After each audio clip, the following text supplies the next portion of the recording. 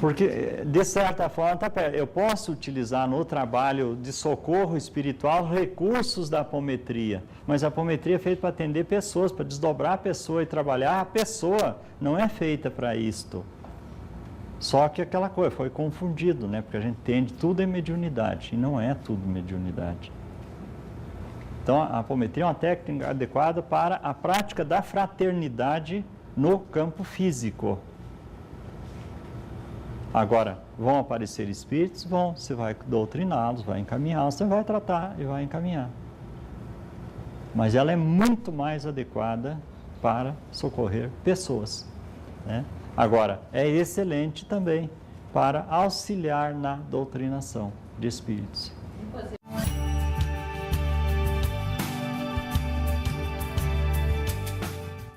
Cada encarnação gera uma personalidade que não se integra, não se funde de imediato no eu maior. Ele é uma personalidade, é um pequeno eu, né? Ela não se funde nesse eu cósmico, porque não tem condições para isso. O sujeito tem todo um contexto de uma existência, um modelo de vida, modo de vida, experiência, aparência, configuração. Como que isso vai se encaixar numa outra coisa que nós não sabemos o que é? Eu acho impossível, porque o espírito não reencarna por inteiro. Por que quando se procura captar uma personalidade de outra pessoa, ela vem com outra aparência ou com outra polaridade? Se elas se integrassem, isso não ocorreria. Então, as personalidades, só ao longo do tempo vão se sublimando, se purificando e se integrando. Vão se despersonalizando para poder se integrar à proposta. A proposta geral, a proposta eixo. Mas, enquanto isso, ou elas ficam colaborando, ou ficam neutras, ou ficam contrariando a proposta. E por isso nós temos tantos problemas, tantos distúrbios do psiquismo. E a maior parte do que nós achamos que são interferências espirituais, não são. São interferências das nossas próprias personalidades.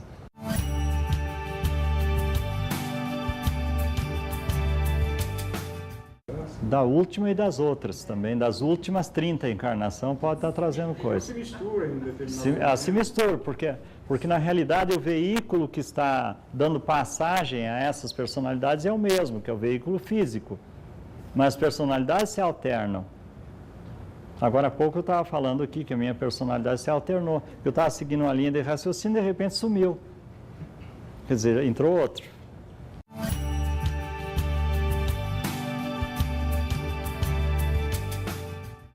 Não pode. A criança, um corpo, e muito menos um corpo infantil, que não suportaria a força de um espírito. Então, tanto que se diz que os corpos são encaixados a cada 7 anos. Esses 7 corpos, que é o conjunto perispiritual, vão sendo encaixados gradativamente por níveis. Então, digamos que cada corpo é dividido em 7 partes. Na medida que o corpo vai crescendo, se estruturando, vai se encaixando. Porque ele não teria uma estrutura neuronal ou celular adequado para suportar a força de um espírito. E a gente vê isso provado quando o pai ou a mãe, um adulto, tem simbiose com a criança, que a criança entra em convulsão. A síndrome de West mostra isso, a criança sempre em convulsão, e você vai verificar o que é, ela tem simbiose com o pai ou com a mãe.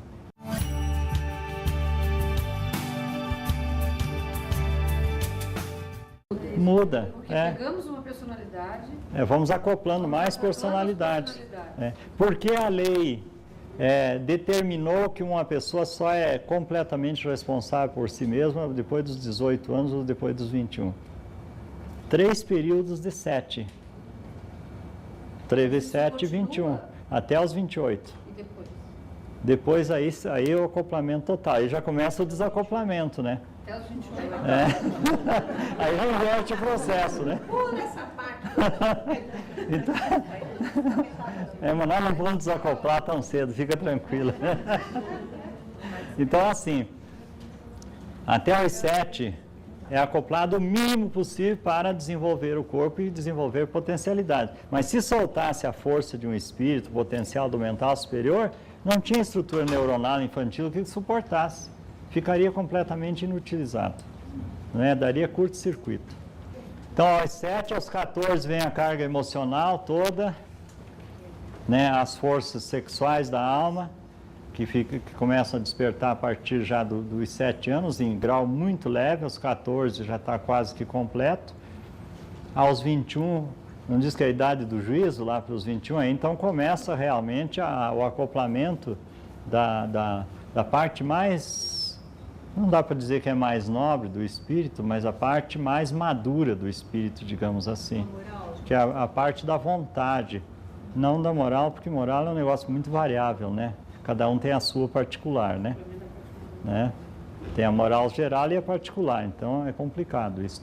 Mas a parte mais madura do espírito, trazendo aquilo que ele é realmente. Porque pode ver que uma personalidade, ela praticamente se consolida dos 18, 20 anos até os 28. Aí depois ela está consolidada. Aí é o mental superior. Aí é acoplamento total do mental superior. É 4 períodos. 4 períodos de 7 anos, né? Mas isto nada tem a ver com as personalidades múltiplas. Aí nós estamos falando de corpos, da estrutura de suporte e manifestação do espírito. Personalidades, nós estamos falando de consciência, não é mais de corpos. Consciência é outra coisa.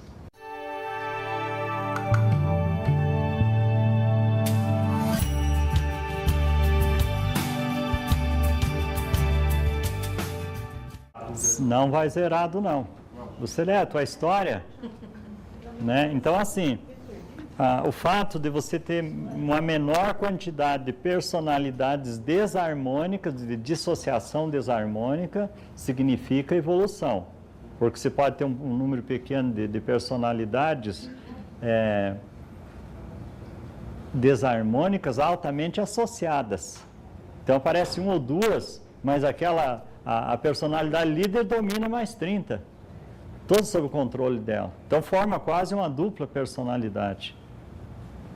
Então cada caso precisa ser estudado e analisado. Na medida que eu priorizo, que eu escolho, né, os aspectos positivos, então eu tendo a alimentar e desenvolver as personalidades positivas, porque todos nós temos várias positivas também, não é uma só. A personalidade encarnada é mais uma que está sendo construída sob a influência das outras. É lógico e claro que muitas vezes você escolhe numa encarnação uma personalidade para liderar a encarnação. Ela é uma espécie de mentora daquela encarnação, é o anjo de guarda número 1, que nunca vai arredar o pé, mas não é um espírito guia, é uma personalidade guia. Ela vai ser então a tutora da encarnação, vai ter que lidar com a encrenca que as outras vão criar. Né? Digamos que ela que gerencia, né, esse conjunto de outros programas, mas os outros vão ficar tentando dar seus palpites, né? Interferir de alguma forma. Então, na medida que nós gerenciamos bem, com sabedoria, nós vamos evoluindo mais facilmente. Agora, gerenciar bem não é reprimir e nem negar ou alimentar os aspectos negativos. É conciliar, é unir os opostos. Né? Aí sim, na medida que nós vamos integrando os opostos pelo espírito de fraternidade, amor, de compreensão, de entendimento, é que nós vamos estruturando uma personalidade, uma individualidade. Aí nós vamos sair do aspecto personalidade para entrar na individualidade. Então vai se configurando um ser mais... como é que eu diria, mais integrado, ou coisa assim, mais compacto, né?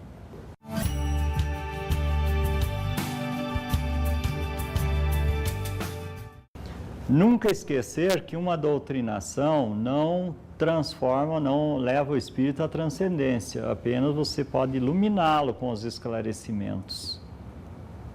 Agora, daí ele vai decidir se continua ou não, porque você não vai gostar de uma pessoa só porque você teve que pedir desculpa para ela. Você vai continuar não gostando, você não vai agir contra ela. Então o espírito está obsedando alguém. Ele foi doutrinado, então ele foi iluminado. Mas ele ainda vai continuar magoado por muito tempo. Porque afinal de contas o outro se desculpou, mas pagou a conta. Ele continua devendo.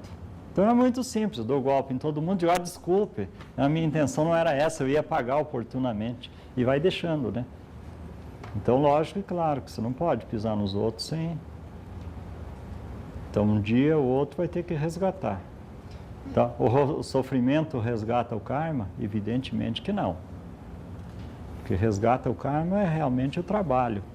Os hindus dizem que o conhecimento libera o karma, mas não a responsabilidade daquilo que você fez.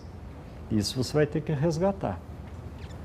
Né? Então, na medida em que nós vamos tomando consciência, vai sendo mais fácil de conduzir a vida, conduzir as coisas. E vamos podendo nos trabalhar, nos resgatando.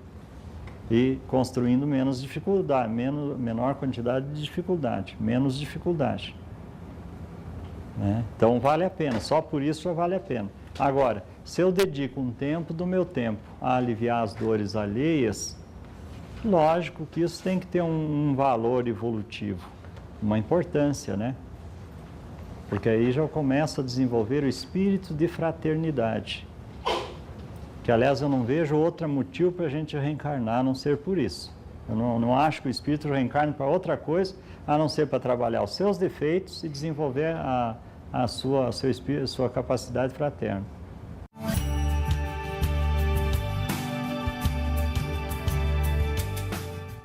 Por isso que existem pessoas que dedicaram a vida inteira a fazer esses trabalhos e chegam no mundo espiritual e dizem, pode voltar. Vai e faz tudo de novo. Por causa disso. Porque na realidade, no início, nós viemos pela consciência de que devemos fazer, ou seja, porque temos que fazer, senão não vai melhorar a nossa vida.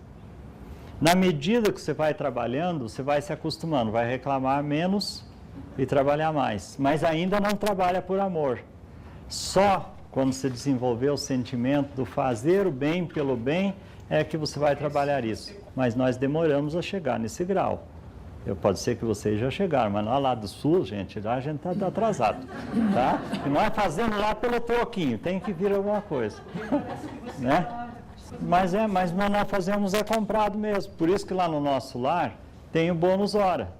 Você trabalha e ganha. Se não trabalhar, não ganha. E não tem direitos. Porque nós ainda temos essa necessidade. E não adianta dizer, não, eu sou uma criatura amorosa. Mentira, não é. Você é interessada em melhorar, não é amorosa. Você está fazendo porque não tem outro jeito. Está ali, os espíritos te apertando, te incomodando, e cheio de encrenca. Não dá certo isso, não dá certo aquilo. Aí você vem, né? Não, eu quero me dedicar ao espiritual agora. Trabalhar a minha espiritualidade. Porque não aguenta mais, vai ter que se dedicar mesmo, né? Ou vocês conhecem alguém que é muito diferente disso? Então já vi que não é só lá no sul, né? Aqui tem também. Então, gente, essa que é a nossa verdade. Esses dias alguém falou, porque não sei o que, Godinho, porque você que é um sujeito espiritualizado. Eu fiquei escutando aquilo, ué. O que será que essa pessoa quis dizer com isso, né? Eu é que sei o que eu sou, né? Então, é aquela coisa, você diz, você é uma criatura amorosa, não sei o que, né? Você não sabe os pensamentos que passam pela minha cabeça, não sabe nada, né? Então, eu posso achar, mas eu sou? É muito diferente. Agora, como diz o Ramatiz, é preferível que os crentes já estejam lá na igreja louvando a Deus naquela cantoria toda que está tirando pedra aí na vidraça do vizinho. Já é um passo. Né? Já é um passo. Então, nós já estamos buscando desenvolver esse espírito de fraternidade. Já me proponho a trabalhar em benefício dos outros, gratuitamente. Então, vamos montar um grupo de trabalho, vamos dedicar 4 horas por semana, 3 horas. Tem os centros que ficam 1h30 lá, né? Porque ele tem que voltar para se reunir com a família, porque ele não pode ficar longe da família. E família que ele entende é um vendo televisão num quarto, outro no outro, outro no outro e outro no outro. Tá? Então, essa é a família. Tá? Mas precisa estar reunido com a família. Na realidade, ele é viciado em novela e não sei o que, quer voltar lá, viciado no MSN, essas coisas todas, e tem que voltar, não é? Então ele dá essa desculpa. Mas na realidade não gosta de trabalhar, ele vai porque não tem outro jeito. Né? Porque o Kardec disse uma coisa que eu achei fantástica e o pessoal muita gente ainda não entendeu. Quem é espírita? Ah, você não pode ser espírita, porque você tem esse e aquele comportamento. Esse é que é o espírita, que precisa ser espírita. Que o Kardec diz, reconhece o verdadeiro espírito pelo esforço que faz em domar as suas más inclinações. Ora, ele não diz que reconhece o verdadeiro espírito pelo seu grau de luminosidade. Ele falou pelo esforço que faz em domar as suas más inclinações. Então está dizendo que é aquele sujeito que reconheceu que ele ainda está, que é um espírito atrasadíssimo, cometendo um mundo de erros, mas que já deseja sair daquela situação. Ele não saiu daquela situação, ele só deseja. Ah, não, essa pessoa está 30 anos no centro espírita dando passe todos os dias. Você sabe o que ela pensa? O que ela sente? Você não sabe, você não tem ideia do que se passa nela, com ela. Aí por isso que no plano espiritual você encontra espíritas famosos, às vezes lá nos quintos dos infernos, né? Brigando lá, esperneando, brigando com Deus. Lógico, você não sabe o que passava na cabeça da pessoa. Era fachada, era para ele próprio estava enganado com a proposta dele, porque quais são as motivações que nos trazem aqui, nessa reunião? Vocês já pararam para pensar que motivação te trouxe aqui? As reais motivações? Pare e pense. Quando nós vamos pensar, o que me leva a fazer isso?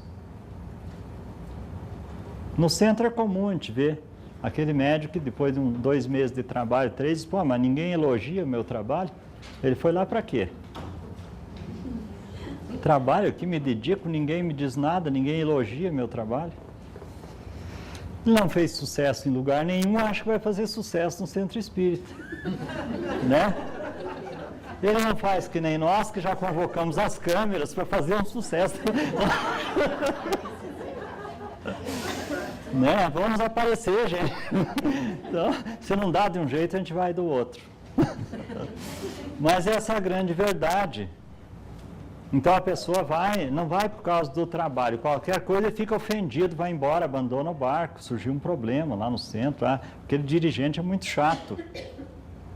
E às vezes o dirigente só quer disciplina, quer respeito aos horários, quer que a equipe estude, que seja dedicado, que seja responsável, que abra mão daqueles vícios de comportamento, daquelas técnicas esdrúxulas que está usando na mesa mediúnica, que não tem fundamento, e aí acho que ele é muito chato, não dá para trabalhar. E perde oportunidade, saem embora indignados, né? Outros vão iludidos com o que vão encontrar, assim que decepcionam, né? Com aquilo que não encontraram, então vão embora desencantados, né? Não acharam o seu lugar. E é comum isto. Então, quando você vai para estudar um negócio, buscar seus fundamentos, né, com a apometria, você tem que estudar a doutrina espírita para entender profundamente o porquê da existência da apometria, a importância dela, aí você vai e não larga mais, e cada vez você se envolve mais naquilo, sempre procurando estudar e entender o que está acontecendo.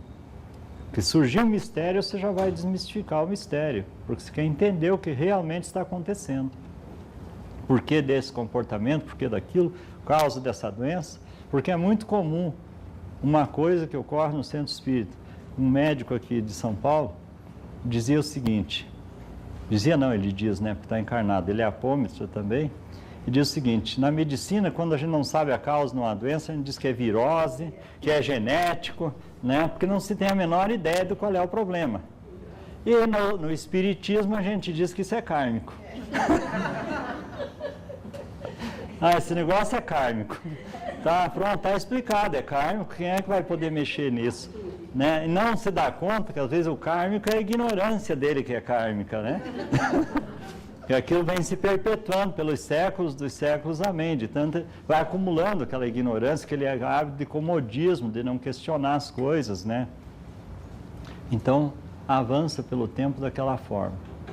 E eu acho que nós precisamos, nós queremos entender como funciona o ser humano de verdade, como funciona o psiquismo humano, por que eu me comporto desta ou daquela maneira, por que surge este ou aquele tipo de doença, de problema, de distúrbio.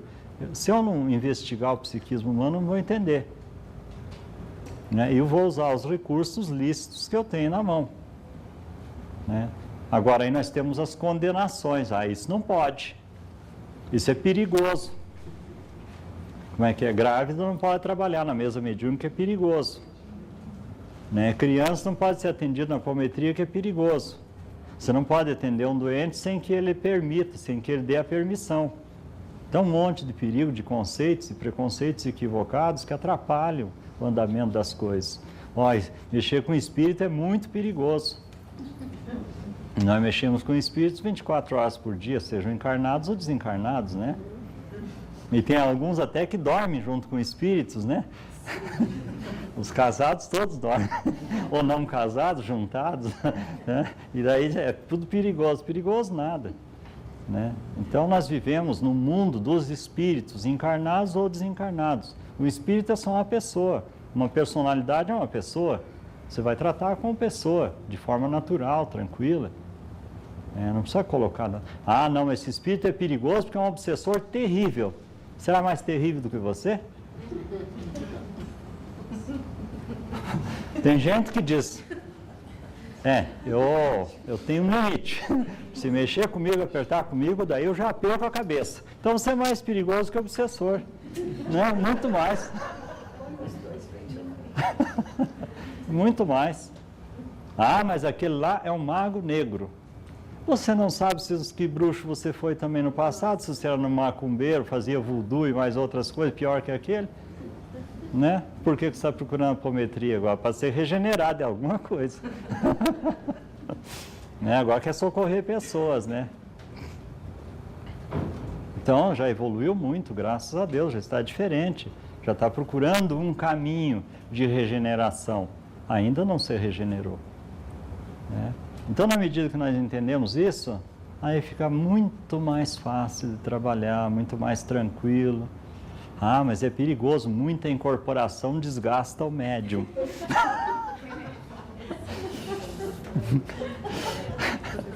Tá?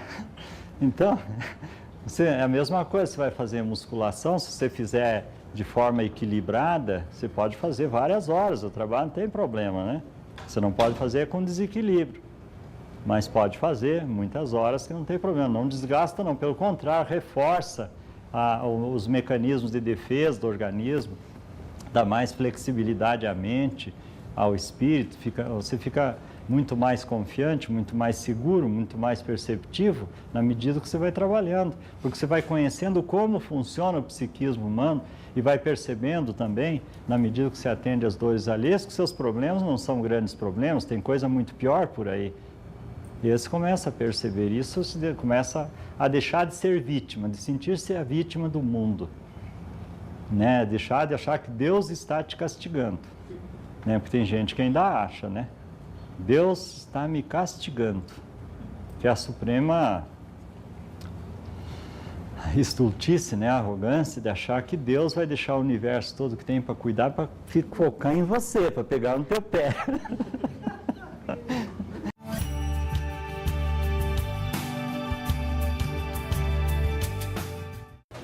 Boa pergunta. Eu não tenho resposta ainda, porque eu nunca perguntei para os mentores isso aí. Embora nas nossas conversas iniciais com os mentores, eles aconselharam a nós buscar um entendimento maior do nosso psiquismo, né? Então, até quanto os mentores interferem nas nossas vidas? Porque, sem dúvida nenhuma, eu imagino que o mentor te dá uma orientação para a sua consciência física, se você buscar. Você vai entrar nessas faixas onde existem essas informações, ou alguém vai te passar diretamente essa informação. Eu acho que já falei para o grupo que há uns meses atrás eu trabalhei com uma das minhas personalidades, endividada bastante, né? Porque ele era um dono de uma casa de jogo, né? Né? Fumante e outras coisas, itas mais, né? Festeiro, né? E ele me disse o seguinte, isso foi relacionado com o atendimento de uma pessoa, né? E ele disse o seguinte: você lembra daquele espírito que, quando você estava no início das pesquisas, ele ia no astral buscar informação e te trazia? ia numa biblioteca no astral e trazia, e eu lembro dele, porque eu via a imagem dele, né? Eu achava que era um espírito, estava colaborando com o trabalho. Ele diz, aquele espírito sou eu. Eu sou parte de você. Só que eu ainda não tenho condições vibratórias para me integrar ao eu maior. Eu ainda sou um dissociado. Né? Mas eu já tenho consciência do bem. Eu ainda não me sublimei, mas eu tenho consciência do bem.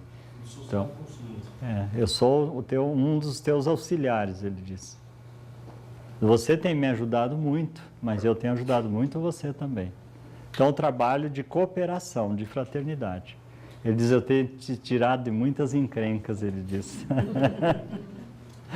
Mas esse comportamento pode ser bem remoto ainda, né? Essa encarnação faz em torno de uns 200 anos. Né? Quer dizer, ele tem mais de 200 anos e ainda não pôde se integrar. Eu perguntei, quando isso vai acontecer? Ele diz, eu não sei, eu ainda tenho muitos resgates que são meus, que não foi você que praticou, fui eu. Então, são resgates meus. E enquanto eu não fizer todos os meus resgates, eu não vou me dar o direito de me integrar, de me despersonalizar. Que são encrencas minhas. Mas aí, posso falar? Pode. Mas aí ele faz o resgate através... Como é que ele faz? Através do quê? De quem? Como nesse caso, eu estava atendendo uma pessoa que veio pedir ajuda. Então, foi ele que conduziu a pessoa para que eu auxiliasse. Já que ele me auxilia, ele considera que eu tenho a obrigação de ajudá-lo. Ele me ajuda, é uma troca de favores, né? Então, ele fez uma parte do trabalho e trouxe para mim que eu fizesse a outra. Ele poderia estar ligado a outras pessoas? Ligado no sentido de comprometido. Sim. Com outras pessoas, sim. Auxiliando para... Sim, ele auxilia muitas pessoas que eu nem tomo conhecimento que ele faz. É uma personalidade. Ele não trabalha através de incorporação com ninguém. Não, ele não trabalha incorporado. Ele incorpora em mim, muitas vezes eu nem percebo, né? Porque ele é o que gosta de ficar fuçando para investigar a coisa, né? Eu tenho momentos que eu vou fazer um trabalho e de repente, quando eu dou conta, faz uma hora que eu estou fuçando coisa, investigando coisa. Claro que alternou, eu não percebi. Aí eu trago um material que é extremamente importante para o meu trabalho. Mas aí, nesse caso, ele pode incorporar na próxima encarnação, ele pode vir. Quando você tiver outra personalidade, ele sempre vai continuar com esse trabalho. Ele vai continuar com esse trabalho até o dia que ele se sentir em condições de se integrar ao eu maior. Outras personalidades também vão... Hoje de manhã alguém estava vendo uma personalidade que me atrapalha aqui, me atrapalhou bastante, né? É uma personalidade que foi padre, andou fazendo umas coisas que não devia, né? Quer dizer, em qualquer condição você faz coisas que não deve, não adianta. Ah, não, agora eu sou espírita, vou ser apômetra certinho, né? Vai nada, você não consegue. Você vai tentando, vai melhorando a sua performance, mas não vai mudar de um dia para o outro. Precisa milênios para a mudança, né? Então, vocês podem ficar tranquilos que vocês não vão ascensionar nessa encarnação, com certeza, tá? Vão precisar trabalhar muito, então não se apressem, façam o melhor que vocês puderem aquilo que forem fazer, tá? Não se apressa. Ele pode assumir uma encarnação, ele vir? Ele pode ser o monitor da encarnação? Pode. Então, assim, as personalidades também podem se alternar para dirigir a encarnação. Quem dirige a atual encarnação, que mudou de nome, agora foi aquele que foi guilhotinado na França.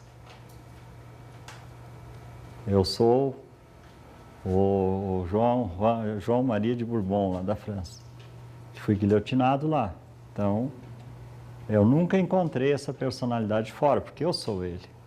Agora, eu encontrei o padre Jerônimo Graciano, encontrei aquele outro que mexe com hipnose, encontrei o chinês, encontrei o egípcio, o romano, e mais uma série de padres aí, que não é nem o padre Graciano, é outros padres. O Graciano já era ajuizado, e tinha uns outros que não eram, né?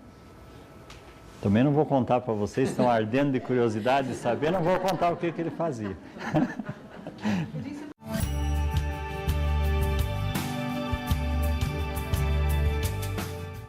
Agora mesmo pode ter acontecido um com você. Você está me olhando aqui, se no passado, por exemplo, você aprontou qualquer coisa comigo, agora você pode ter desdobrado aquela, ou ter entrado em ressonância com aquela personalidade do passado que aprontou e ela passar a existir a partir de agora.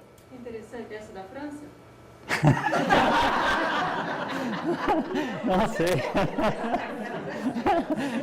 Porque você acha que você me guilhotinou lá na França? Acho que você me guilhotinou lá na França? Não. Eu sei que eu moro na França. Ah, sim. Você foi em busca de alguma coisa lá, né? Você falou agora e eu... É. Mas eu não entendi, não consegui ouvir o que você falou. Você pode É. repetir? Eu vivi lá na França e tinha um castelo lá na região, que aqui no Brasil eles conhecem bem essa região, porque é de lá que eles trazem umas raças de ovelha, né? Rambouillet. É. Então lá tinha o castelo do João Maria de Bourbon. Era nobre, lá era importante. Hoje eu sou isso aí, mas antigamente eu era importante. É. Então, qualquer motivo pode ser um deflagrador. Basta cruzou pela rua, cruzou o olhar com a pessoa, você pode deflagrar um mal-estar, um desconforto, uma dor, uma emoção, uma sensação diferente de um momento para outro. Né? Qualquer motivo serve. Você olha para um quadro, uma tela, uma pintura, olha para uma obra de arte, uma cena de filme, qualquer com a paisagem. Né? Eu estava falando que de manhã de uma pessoa que fez uma viagem recente aí para um país da América Central e voltou trazendo umas memórias de coisas que vivenciou lá. Então chegou lá, viu uma construção desabando de uma coisa antiga, que foi talvez uma fábrica, uma coisa, e aquilo fez muito mal para ela. Aí na regressão ela se vê possivelmente como dono de uma coisa semelhante. Né? Então, 2 encarnações naquele país. Uma encarnação, um homem muito rico, com um volume de peso imenso, e ela tem uma tendência hoje à obesidade, né? Que ela não consegue controlar. E uma outra encarnação dela é mulher, uma mulher muito esquiva, muito desconfiada. Ela tem essas 2 características. Esquiva, desconfiada, né? E aquela tendência para a obesidade. Então são coisas que às vezes você está sofrendo as influências de encarnações passadas. Quando eu digo sofrendo a influência, não é sofrendo no sentido negativo, é recebendo a influência de encarnações do passado.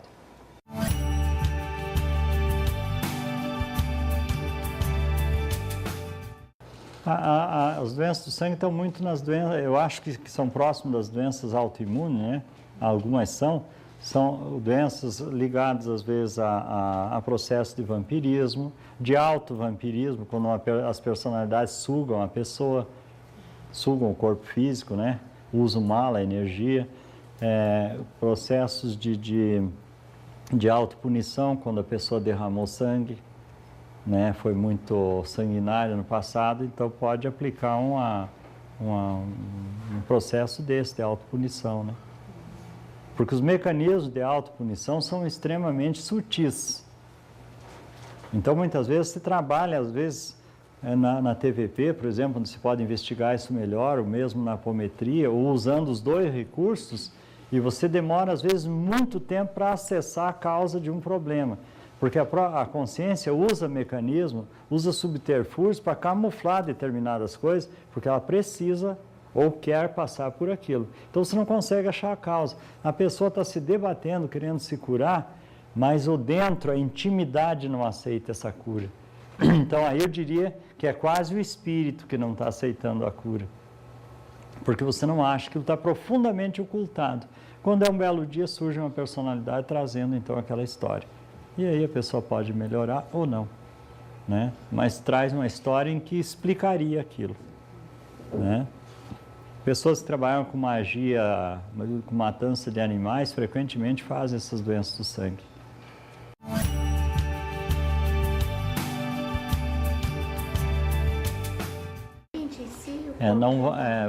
O corpo mental é um instrumento de manifestação do espírito, como a mente também é um instrumento, é um outro instrumento. Então a grande verdade é que nós não temos definições muito claras ainda o que é de verdade a consciência. Tem? Não tem. Eu entendo a consciência como sendo a capacidade de perceber ou de interagir com o meio percebendo o que se está fazendo. Isso é um estado de consciência. Agora, o que é a mente? Para mim, a mente é a gerenciadora dos pensamentos, das emoções, dos sentimentos, da ideação, enfim, do raciocínio. Esse seria a mente, né? Que não é um pensamento. Consciência e mente são diferentes de pensamentos.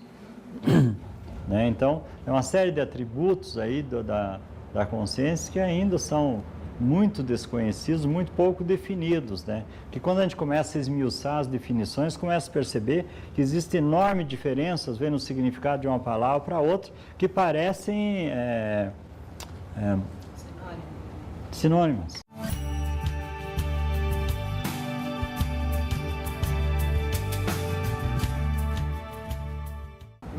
Exato. Mas você está se identificando com a mente aí? O que é a mente? Então nós não sabemos se... isso são justificativas, não, porque não é uma explicação, é uma justificativa. É só assim, é um estado de acomodação. Mudar é cansativo, precisa esforço. Como pensar, muitas vezes, precisa esforço, né? Então pensar dói. É melhor não pensar, deixa assim, né? Porque quem muito foi dado, muito será cobrado. Então é melhor ficar ignorantinho mesmo, que é muito mais confortável.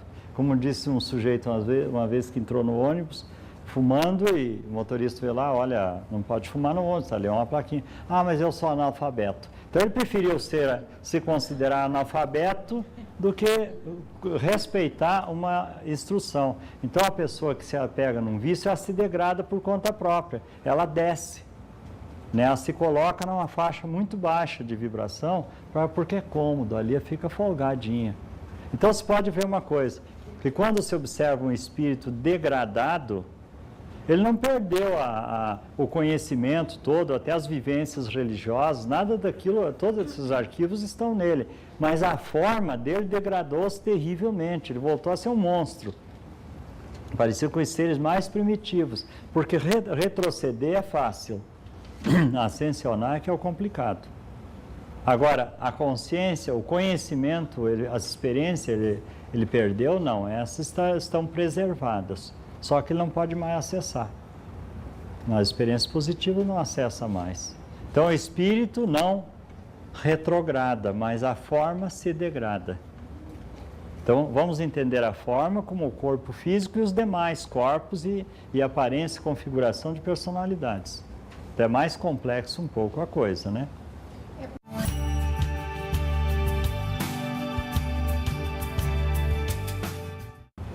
Não, você está confundindo corpo mental com campo mental, Célia. Então, por isso que eu tô não é a mesma coisa.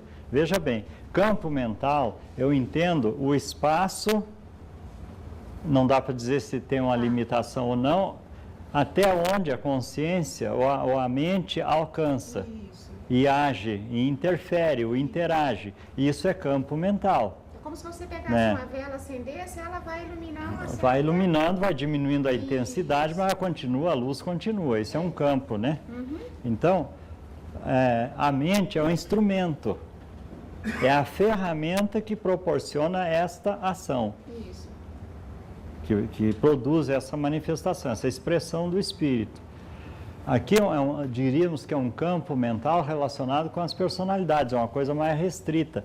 É sempre a pobreza das palavras, do vocabulário. Nós temos que campo é esse? Então, é o campo das personalidades, vamos usar assim, de ação, campo de ação das personalidades, que não é o campo mental, porque o mental vai muito mais além. Né? Então, essas coisas, às vezes, nos confundem. E nós precisamos procurar ir entendendo mais claramente. Né? Então, não confundir corpo mental, que são dois, com campo mental. São coisas diferentes. Né? Um dia nós vamos entender isso. Mesmo que seja no mundo espiritual, mas vamos.